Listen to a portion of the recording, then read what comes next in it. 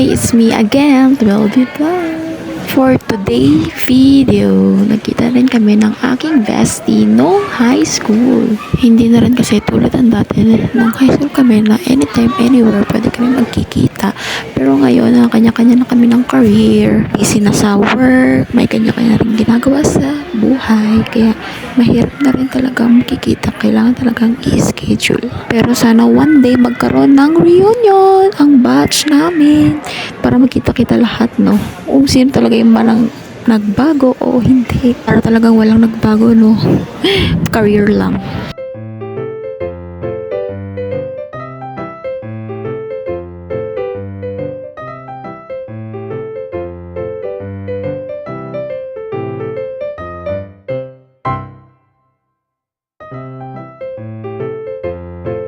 It's the funny talaga. Nakalimutan ko pang mag-video nung mga pinuntahan namin.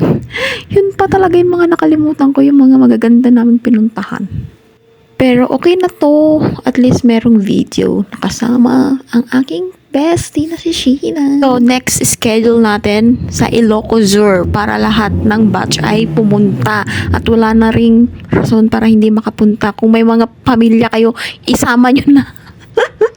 Matuloy lang yung reunion. Dito lang kami sa SM Baguio, naglibot-libot, kumain sa mga restaurant, gano'n. Tapos, punta kami sa isang department store, sa cosmetic, sa sunscreen, ba yun?